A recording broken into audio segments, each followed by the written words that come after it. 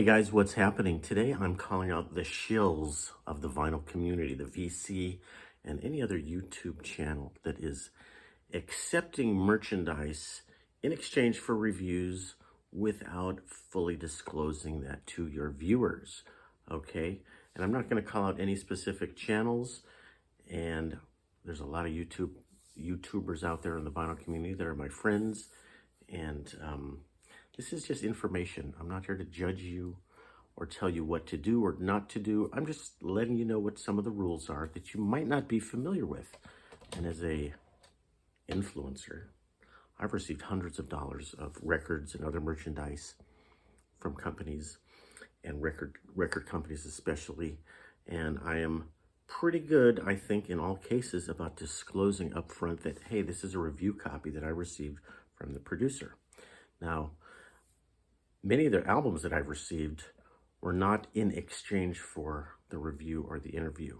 So in other words, I've invited people to do an interview, and less than half of them have said, oh, by the way, let me send you a record. Half of them didn't. Doesn't matter. I still want to do the interview with you. And if you're out there with a record or a movie or something about music that you want to promote, I would love to be contacted and maybe help you with that. Documentary, for example, and jazz records and pieces of equipment. So, for example, I received a record storage flipping thing. I don't even know what it's called, the record flippy thing. They reached out to me and said, hey, we would like to send you one of these. Would you please review it? And I reviewed it. I built it. I did a video about it, posted it on 3 or 4 different platforms. But I did hit the paid promotion button. Even though they didn't pay me cash, they paid me something of value, valuable consideration. If they give you a discount on something, if they send you something for free, you're supposed to disclose that by law. Okay, this is not just my opinion. This is the law. Now, there's 2 sets of rules we're dealing with. YouTube has its own rules about clicking that paid promotion button, which I've only done a couple times. And then the FTC, the Federal Trade Commission, has its own rules about what you need to disclose, who needs to disclose it, when is it appropriate to disclose, and when it's not appropriate to disclose. And they've published that on their website. There's the FTC's Guide to Influencers. This is called Disclosures 101 for Social Media Influencers. And I'll post some links to this, but I think it's ftc.gov/influencers, I think. 2 or 3 pages here. You can get through this real quick. But here's the deal on the vinyl community. So often I see records that I know are going to be released in about a month, and I see 4 or 5 channels all showing them before the release date, and then not disclosing that they received them as review copies, okay? Don't think that's legal. And that hurts your credibility, and that makes me think, well, do I want to go out and buy that because it's a great record or because this person got a free copy and they're being nice, okay? I'm guilty of the same thing in terms of wanting to be nice to friends and companies that send me stuff, but I disclose it, okay? Disclosing it means the watcher can, in their own mind, say, well, should I take this with a grain of salt? Does this person love this, and that's why they're promoting it? Or are they promoting it because they were given a free copy? Most of the stuff that people send me, I have shown and reviewed, but not in all cases. Sometimes it's like, this thing's not right for my channel. I just don't feel like talking about it. And so sometimes I have received stuff that I have not discussed at all on the channel. Anyway, let me get into some of these rules in more detail, because people are acting like this is a gray area when it's really not that gray of an area. I've called people out on their channels before and gotten into little verbal discussions with them. For example, the hi-fi world is hugely guilty of this. Anything when there's expensive products to review, hi-fi equipment, cameras, video game stuff, consumer electronics especially. There's such a massive cottage industry, beauty products for the ladies or men. Beauty products, there's such a massive fraud going on in all these industries where influencers are getting this stuff for free and then ranting and raving about how great it is and not disclosing to people that, hey, I was given this thing for free by the company. Kardashian got in huge trouble for this. I don't remember which Kardashian. The one that starts with a K. She did an Instagram post about some beauty product, which I don't remember what it is. You can look it up. Maybe I'll place a link. And it was later revealed that it was a paid ad. And she did not disclose that, except in the very fine print. She put hashtag ad. And she got a 6-figure fine from the FTC. None of you little tiny YouTube channels are ever going to get fined by the FTC, okay? But is that a reason to not break the rule because they're not going to catch you? I don't know. I leave that up to you. You make that decision. But let me show you a little bit about the rules because they're much broader than you may have realized, okay? You need to comply with the law when making recommendations if you work with brands to recommend or endorse products. A key is to make a good disclosure of your relationship to the brand. The FTC works to stop deceptive ads because your review of a product that you were given for free is technically sort of an ad because the company paid you to make that ad. They paid you by giving you free stuff or even discounted stuff. If you endorse a product through social media, your endorsement message should make it obvious that you have a relationship or material connection with the brand. That could be a personal connection, a friend. I have people in the vinyl community that I consider friends. I've hung out with, gone to record stores, bars, etc., concerts, and they give me a record. I'm going to tell you, hey guys, this record was sent to me by my friend XYZ. That's all you need to do, okay? That keeps it nice and legal.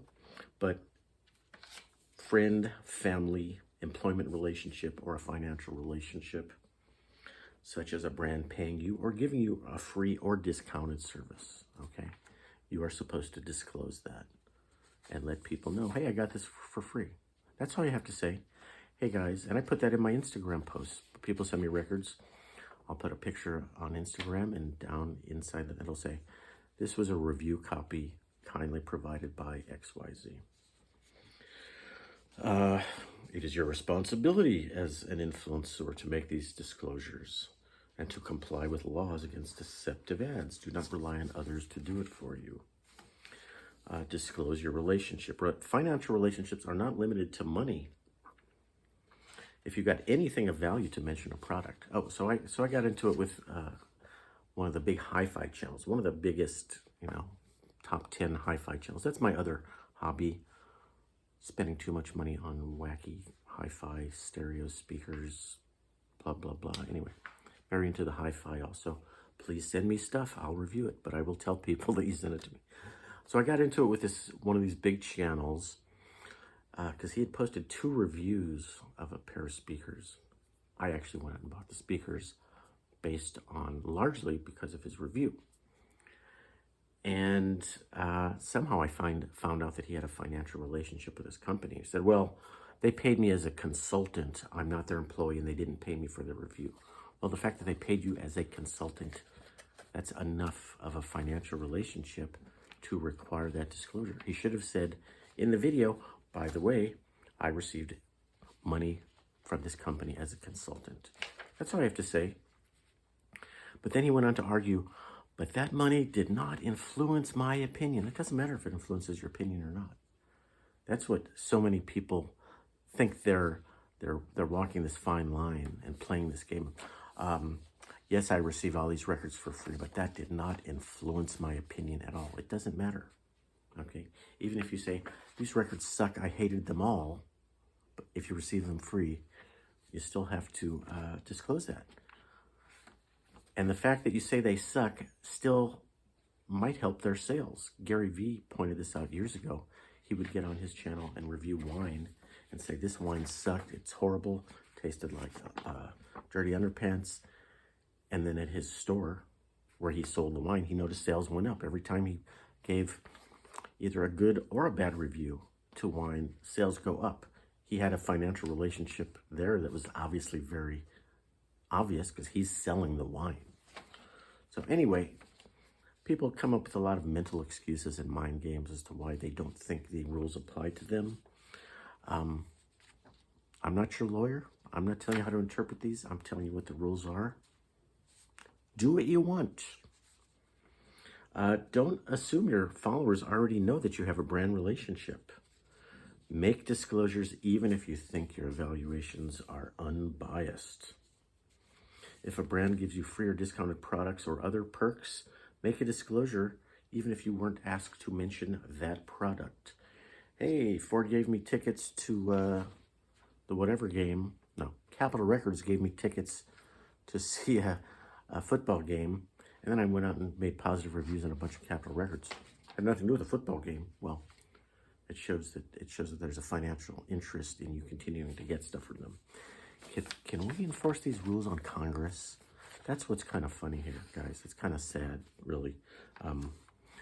FTC is a federal agency, part of the what are they part of? Department of Commerce, and the federal government has the ability to regulate interstate commerce via the Commerce Clause of the Constitution, and you and I are subject to all these rules, but Congress isn't.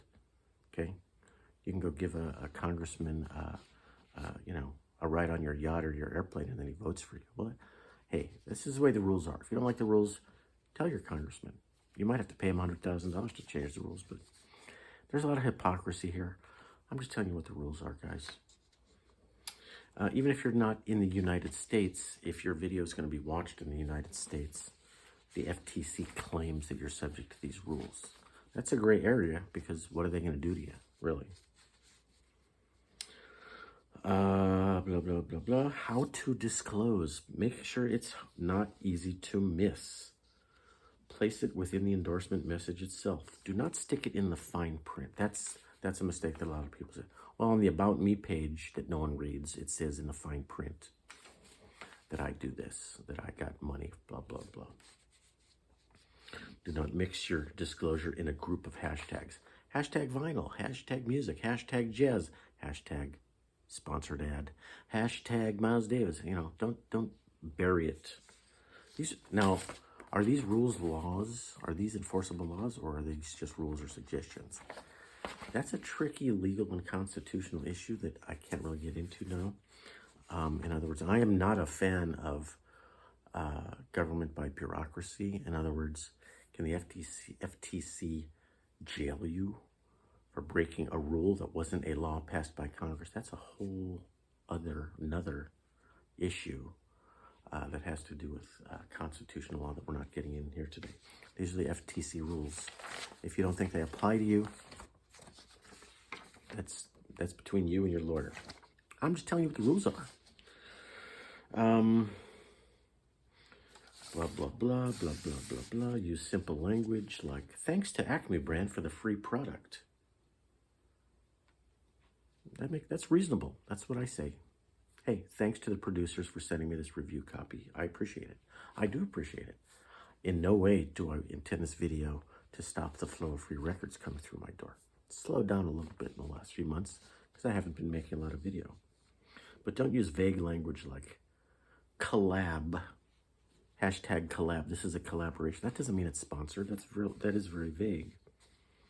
Or hashtag brand ambassador. That's too vague also. You should not talk about products that you're not familiar with. You shouldn't be giving positive endorsements to products that you're not actually familiar with. Well, if you state that you aren't familiar with it, there was a camera I looked at today on Instagram, and I said, I would love to do a positive review of this product. And they said, great, we can't wait to see your review. I said, wait a minute, I don't have the product. If you want to send me one, that would help. But it is such a cool product. I might do a review of it anyway, but I will state in the review, by the way, I have not reviewed this product. I've done that before. I gave a very negative review to a, ultrasonic record cleaning machine that was on Kickstarter. I said, this product looks like it sucks. And sure enough, a few months later, everyone who bought the product got scammed and $600,000 dried up. My point is, You can talk about a product that you haven't used if you admit that you haven't used it. You can't give a great, hey guys, this is the best thing ever. Do you have any experience with it? No, I just read a review of it. Well, tell us that. You can't make up claims about a product that require proof that the advertiser doesn't have. This product cured my whatever problem. You know, with men we have problems up, down, we have all kinds of, it cured my, well, did it? Is it provable? Did it cure your thing? Did it enhance or decrease your problem? That's the issue where people think, well, free speech. Well, when it comes to commerce and advertisements, there is some regulation of free speech, okay? Hey, no one's putting you in jail for saying this, but you could be fined for helping a product, helping a brand lie to its potential customers. This has become a big deal in the crypto world and NFTs, and those things fall into investments, which is even a much more dangerous thing. Some people have gotten in huge trouble for endorsing cryptocurrencies without disclosing that they were being paid to do so. And now, in addition to the FTC, you have the SEC coming after you, and they will really kick your butt, okay? The SEC. Anyway, guys, this is not meant to criticize or call out any particular channels. I love all of your channels. I watch them. I'm just letting you know that there's some rules that you might not be aware of. And knowing the rules is probably, I think, is good for the whole community, just because it is. Transparency, disclosure is good. Lack of transparency, lack of disclosure means people are watching you and thinking, is this guy telling me the truth? So that's all it's about, guys. Thanks for watching. Keep watching. Comment. Follow on all the platforms if you want. Instagram, it's where I'm doing most of my terrible content. But I have terrible content here on YouTube also. So thanks for sticking with me on this long video. Have a good one. Bye-bye. Oh, this video is not brought to you by Fender because they didn't pay me. That's a real Fender. There's two real Fenders back here. This is a fake. This is a Chinese fake.